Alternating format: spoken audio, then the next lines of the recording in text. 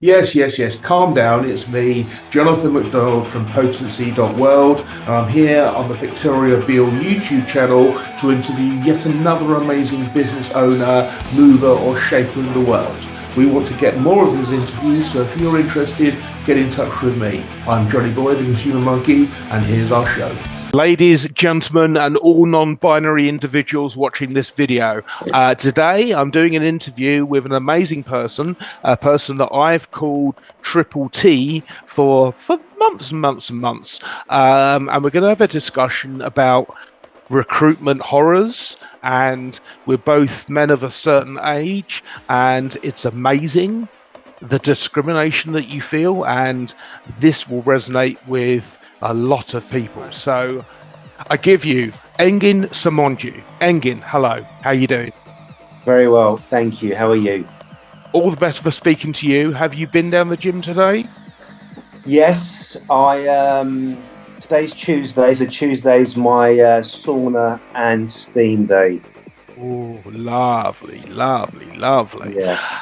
So we spoke the other day about doing this recording that I'm going to post on Victoria Beale's YouTube channel. Also, Engin, I suggest you connect with her because she is from a very similar background to you. So there's all sorts of crossover. We have, like, both of us have worked for Yale. Give me a little bit about your background before we get into the meat of the discussion. So background, career-wise, started off in, how did I start off? So finished uni, joined a wonderful company called UPS. They gave me an opportunity, kind of learned the business from the bottom up. So started off driving, did a bit of warehouse, and then was given the opportunity to take on a supervisor role within operations. And then from there went into recruitment, internal recruitment. And then it came a point in my career where I felt age-wise, I was ready to go into business development. When I say age-wise, it was an opportunity to earn more money. Mm-hmm. And to really kind of accelerate my career. And then I had a very successful career there. I think if my head wasn't turned, I would have probably still been there. Great company to work for, very supported, and it's doing amazingly, and it will continue to do amazingly as a company. But head got turned. I had a conversation with a recruiter, and he was like, "Mate, you need to work for Yale." And that was it. So went to Yale as a field sales consultant. And that was pretty much at just before the credit crunch. Right. Where did a campaign. As you know what a campaign is, you go out, you're given a load of what you call charge outs, a load of accounts. Yeah. You go out, renew customers' advertising in the Yellow Pages, which was the print directory. At that time they had Yale.com. Great company. They really taught you sales inside out. I think it was like 3.5 weeks of training. They put you up in the hotel. Yeah. I think it was Slough. Great experience. So I did my first campaign, got best newcomer. I was loving it. It was just like amazing experience. I was surrounded by really, really experienced, upbeat sales professionals, great manager, great director. Then the credit crunch hit, and then that kind of continued through 2 or 3 campaigns where we kind of struggled to renew customers, advertising. We're finding out that advertisers were cutting back on their marketing spend during this credit crunch. So it's becoming harder and harder to renew campaigns, which became harder and harder to earn commission, which was the whole point of joining such a company. Yeah. And that also coincided with Google becoming a prominent space for advertisers, which had a phenomenal product, and everyone, obviously, with the iPhone, the smartphones, all customers' eyeballs were switching to online. Yeah. Yale.com was great, but it was only directory. So it was at that point, so it was about 18 months into my career, I saw a company that was advertising for field sales consultants. Mm-hmm. Saw the proposition, I was blown away, put an application in. And I joined that company, and that company was Reach Local. Okay. US company that come over to the UK to basically build their brand, to build their client base. And Reach Local, I must admit, it, not just me, but probably 90% of the consultants there, it taught us, it was a good learning ground to how to become a self-starter. You know, basically you build your business from scratch, so no accounts, it's all new business. And as you bring on a client, you keep that client. So basically building your own account, you become an account manager, but you're continually having to bring in new business as well. So honestly, I think the best time I had as a sales consultant. But during that time, I think it was it was about a year in. No, sorry, it was about 2 years in. Started getting burnout. Right. We weren't the only advertisers that were offering such a service. There are other advertisers out there offering similar services. But an opportunity came up for a role for an internal recruiter. And with my past experience, took the role. And obviously having the experience of being we called it internet marketing consultant, but basically field sales consultant, I thought I had good grounding to bring in the right people. And I did that successfully for 4.5 years. Nice. And then unfortunately, the company went into administration. We had some problems, mainly legal issues. I don't want to really go into, but the UK business basically shut down. The US business continued. So at that point, I don't know, I had this, I always wanted to do my own thing. And I think Reach Local taught us that, you know, this is an opportunity to learn how to be your own boss. And they were kind of like, they were asking us to work in that way anyway, as field sales consultants, like, you know, bring on your own customers, manage those customers and run it as your own business.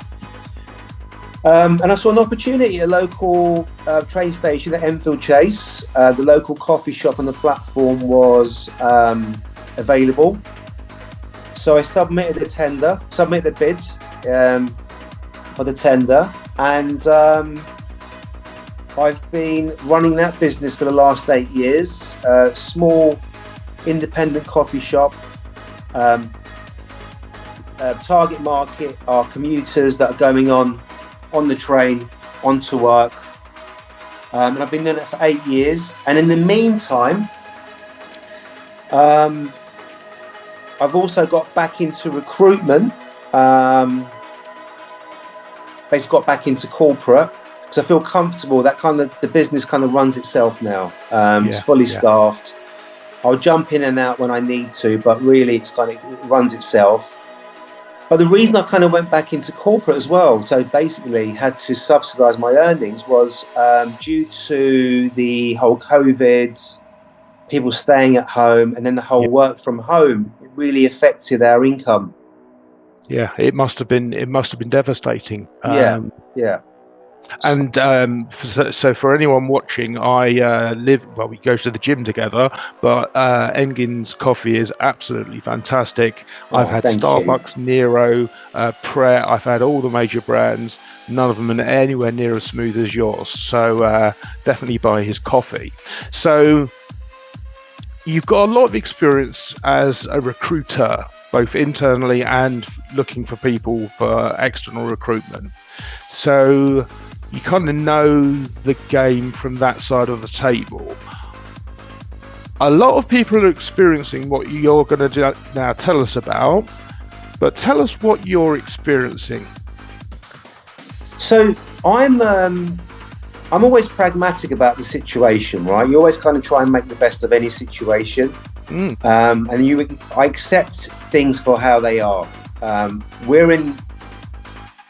Globally, we're in a situation where a lot of companies are cutting back, they're restructuring, a lot of redundancies going on. So I get that. And obviously that means that there's going to be the job roles that I'm going for, so recruitment roles, they're going to be limited, and the talent pool it's massive right now. Anytime I see a job advert, if you don't apply within the first 24 hours, there's over 100 applicants. Wow. And as an ex-recruiter, as a recruiter, I know that you're probably not going to go through all the 100. So at that point, I think I'm not going to apply for that one. And you use all the tricks when you make an application. So you do the whole application on their career site. You connect with the job poster. You send an introductory email or message. You do everything you can to stand out from the other candidates. But what I've experienced and what I've noticed the most, this is only an observation, right? So this is only my opinion in terms of what I've experienced, is I don't want to give it a label, but I think the general term is ghosting. Yes.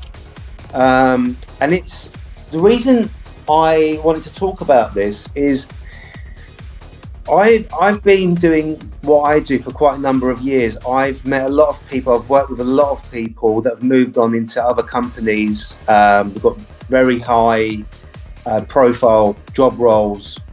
So for example, I see a job advertised for talent acquisition, right?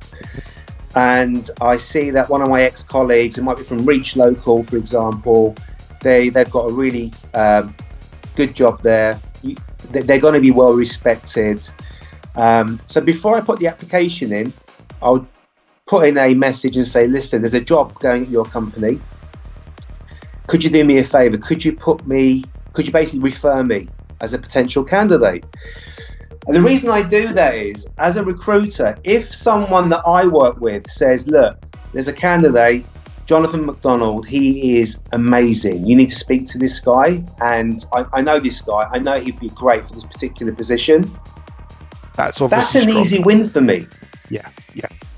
As a recruiter. So the least I will do is call you. Now, I've probably done this over the last 6 months. It's not going to sound like a huge amount, but at least half a dozen times. Yes. And I've never got the call.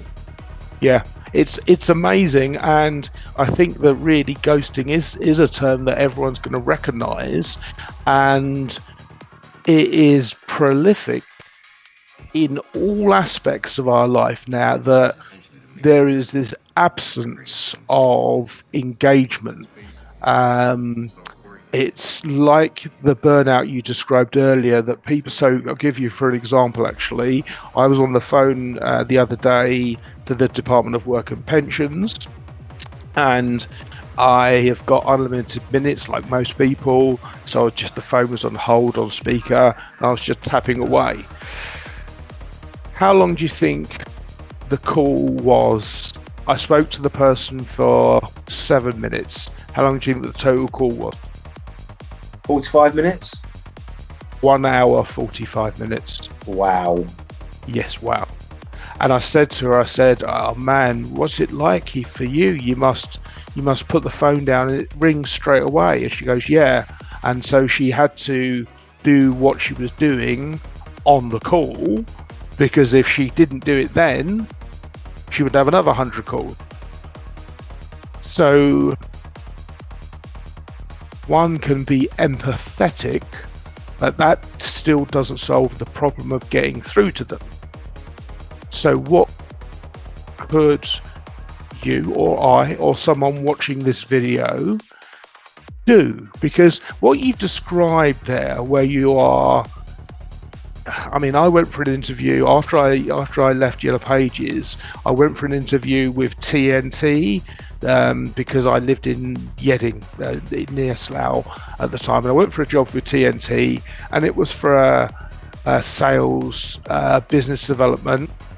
And so I used to work for marketing. I'm Chartered Institute of Marketing qualified, so it was obvious to me that you'd go down and you'd pull the company's annual report for the last 3 years, and you'd look at their growth, you'd look at this and that and the other. So I put together a PowerPoint presentation looking at this, and presented it to the manager, and didn't get a call back. And I couldn't understand it. And they said, "You threatened him." Do you find that people are intimidated by you? Not but I suppose that might be true. I might have evidence to that effect if there was engagement in the first place. As a recruiter, even when you're an internal recruiter, I mean, agency recruiters, they their phone is their bread and butter, right? Whether they're calling candidates or clients. As an internal recruiter, I still think that the phone is your bread and butter. If you don't speak to people, you're not going to know who the best candidate is out there. Yeah. Now, I'm comfortable with applying for a role and being screened out for whatever reason, and then getting the thanks but no thanks email. I'm comfortable with that. Yeah. The bit that I'm starting to scratch my head with is if I'm being referred that I'm not getting a call. Yeah. Now, I've done the job. I only stopped doing the job back in January. Everyone's got an additional 5 minutes to make that call. No one's that busy. I don't want to start calling people out, but no one's that busy. I don't know what it is, right? I don't want to, as I said, I don't want to give it a label, but it seems like the attitudes are very different to how I work. I always see myself as a doer, like, just get things done. And with business development, with recruitment, it's about picking the phone up, making that call. If your whole work is based around emails, and I don't see how you're going to be successful getting the right people in. Absolutely. And the thing is that we're talking about age discrimination at the moment, but practically everybody, and I don't know anyone that doesn't, practically all recruiters are now using technology to screen the first emails, looking for keywords. So unless you're a professional CV writer, or like you and I, really going into the nuts and bolts of the company, then you're getting screened out before you even get dropped into that pile of 100 applications. And you're right, so it used to be they'll only read the top third of the first page, but we're in a situation now where they're reading the top third of a page of maybe 20% of the applications. Yeah. And I think there's some truth about technology, right? About, whether it be AI screening, you got the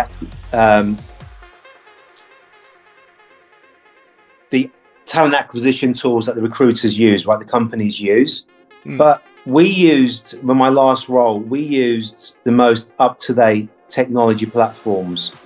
We didn't use the technology to screen people out. We still wanted to make sure that a human eye was screening all those CVs. Some of my biggest successes in terms of when I've recruited candidates is getting someone that's been someone a little bit outside the box. and then challenging hiring managers to say, listen, I know this guy doesn't look like they're amazing or perfect for this particular role, but you need to speak to him. And these are the reasons why. And guess what? They get hired. And guess what? 12 months later, they're still in the job and they're thriving. So I suppose, I hope recruiters aren't relying just on technology to do their work for them, because then that job is no longer any fun. Where's the challenge? Where's the, you know what, I'm glad I spoke to that guy, or that, you know, if I didn't speak to that particular person, I would never have known. Right? Sometimes you can, you know, companies talk about culture, building culture, right? If you don't speak to a person, how are you going to know if that person's going to be right for the culture? They might be perfect on CV. They might have all the right keywords and all like the amazing accomplishments. But unless you speak to that person, how are you going to actually understand that those accomplishments are real? Yes, exactly. You need to ask questions, right? Yeah, 200% of my KPIs. Well, all right, let's talk about that. Explain to me what that means.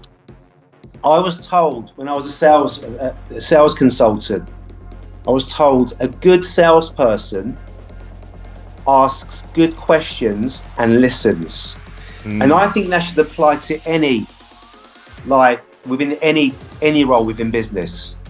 Absolutely agree with you. And the thing is that all customer touch points are selling roles.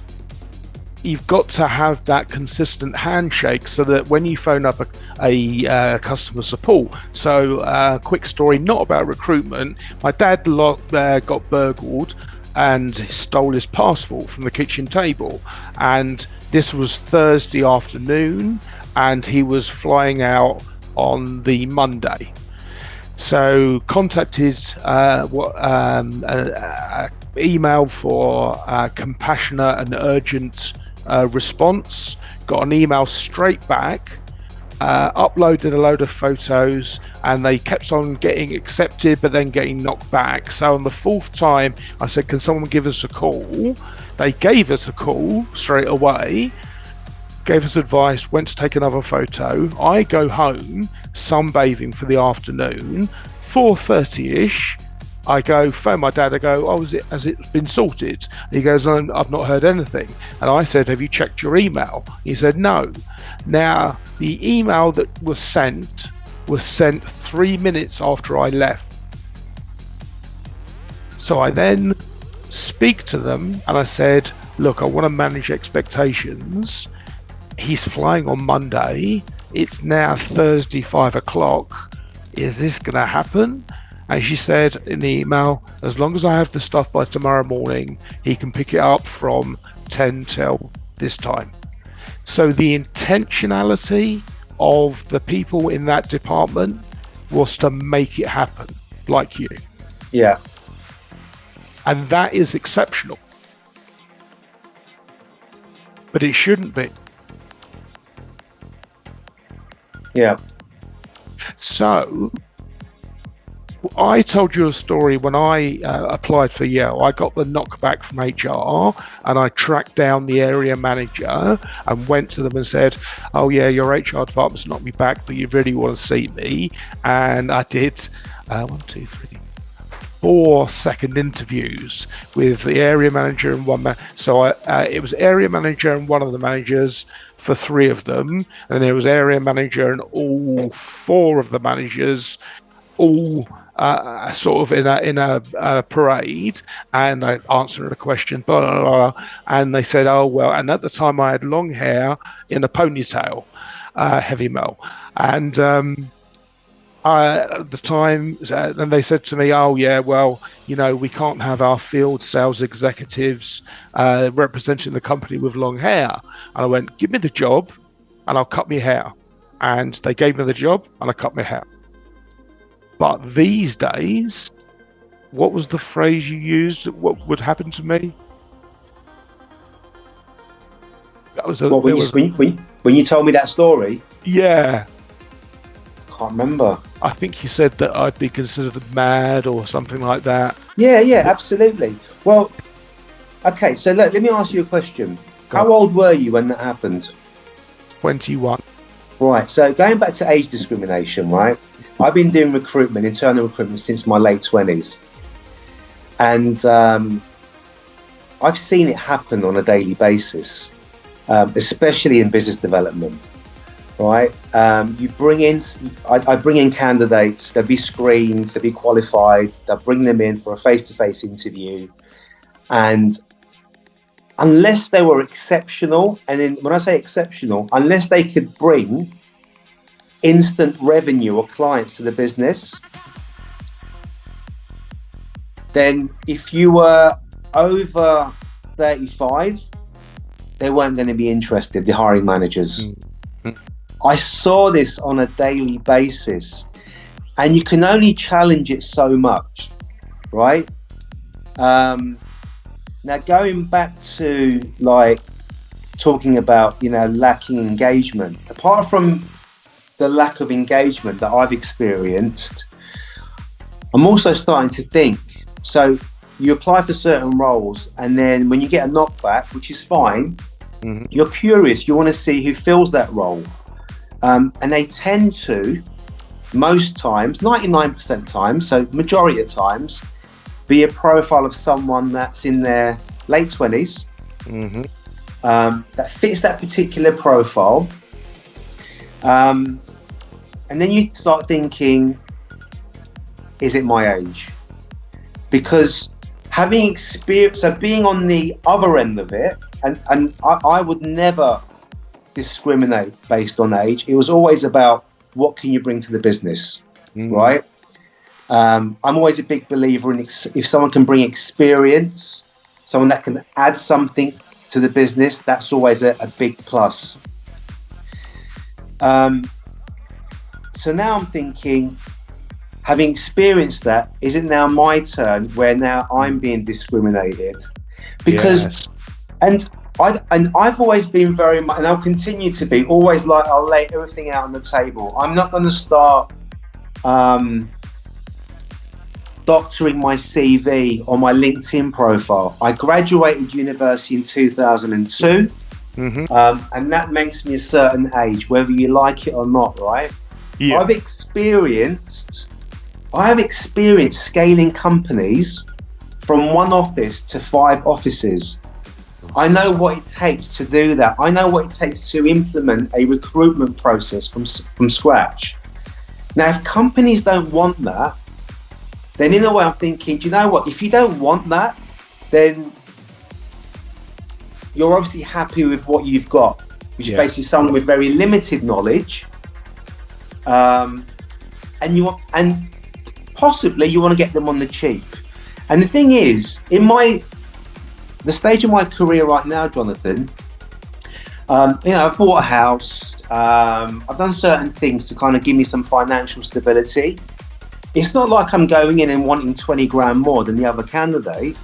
I just want a new challenge, and I want an opportunity to be able to bring in my experience and help that business achieve its goals. And I think that's what many people of a certain age have to give to any business. Absolutely. And I think it's very short-sighted when recruiters don't see that, or hiring managers, which are probably the reason that they don't see this. Because they used to say, how long can this person give to this business? Like, how many years? Well, look, what's the average tenure now for someone that works for a business? 3-4 years? Yeah, 8. I was going to do 18 months, but 3-4 years. So maybe. What? I'm 48. Give me 18 months. I won't be 50 yet. Right? Now, with respect to it, like, I don't know about how you see me, but the way I see myself, you're 48 now. Guy. Yesterday I was 21. I don't feel any age, if that makes sense, It makes perfect sense. And you know what's interesting? Well, it's interesting to me. So I see this woman, I used to have a Pret subscription, and I see this woman, and she had certain tattoos and certain things, and was walking a small dog, and basically I can spot neurodivergence from, so my external neurodivergence is the beard, the Iron Maiden t-shirt. It tells you that there's a lot more going on in here than the presentation would allow. Anyhow, she's like that. So I approached her when she was waiting for a coffee one day and found out that she was a recruiter like yourself and dyslexic. And there is a power with dyslexia. And she said to me, oh, it's a superpower. And I've been researching this for the last 8 years. And she got to a situation where the company was so poor at onboarding the candidate she brought to them that it was causing her reputation to be damaged. And ultimately, she left that company, took the bonus for her sales period, and I don't know what she's doing at the moment. I haven't seen her recently, but that's another person doing what you used to do. So what does that mean about what you want to do? Because you mentioned wanting a challenge. So supposing someone's watching this video, we're going to post this on LinkedIn. Oh, by the way, I did a post on LinkedIn the other day and I mentioned that Tesla laid off 14,000 staff, Microsoft laid off 10,000 staff. These alleged technology creative massive if they're not hitting their quarterly targets for their shareholders, the first thing they do is dump employees. So what does that mean for who you'd like to work for? So the reality is this: when there are layoffs and there are mass layoffs, that means there are going to be more candidates in the pool. That's just the reality, right? Yeah. In terms of what I want as a challenge, so I did a brief stint at the Met and the Met Police. The Met Police. And the reason I took the opportunity and left the Met, so my last role, was because it was a medtech company that had this amazing product that did something amazing for its patients, transformed their lives, and from a purely ambitious point of view, was gonna, the way I saw it, it was gonna basically explode globally. And I wanted to be part of that. So that's the kind of challenge that I want. I don't want just a position where I can just fill roles, fill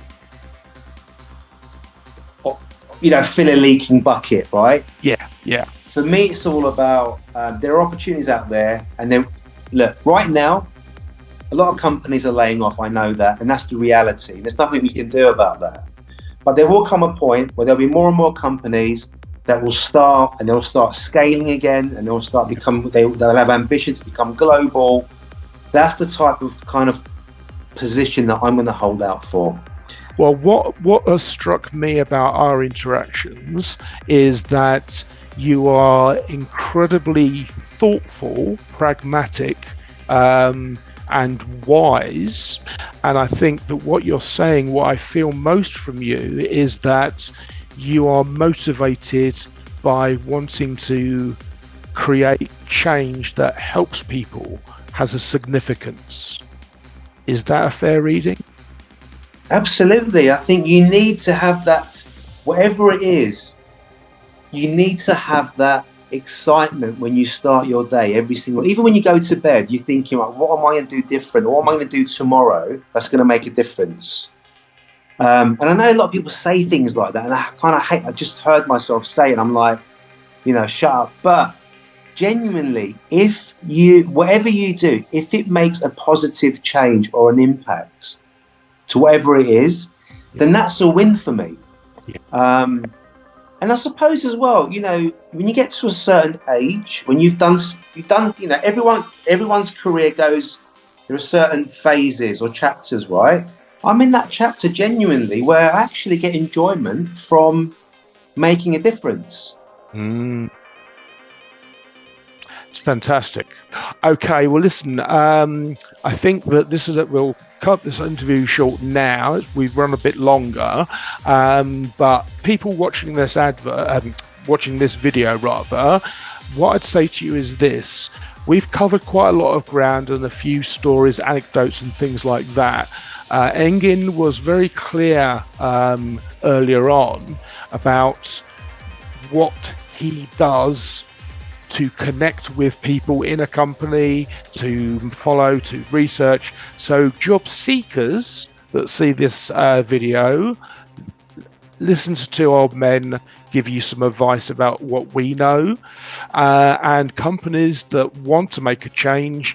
I'm beyond your price range, but Engin is Engin is an amazing individual, and I see him at the gym virtually daily, and I rate him as pre-9 o'clock being. By the way, pre-9 absolutely o'clock. Yeah, we don't muck about.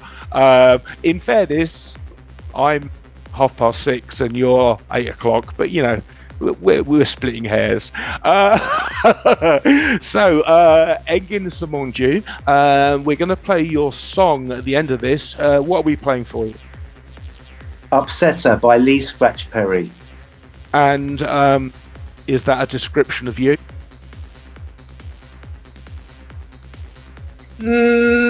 It's just a good song. It's just you know, it's a good song that gets a good reaction when I'm at the coffee shop.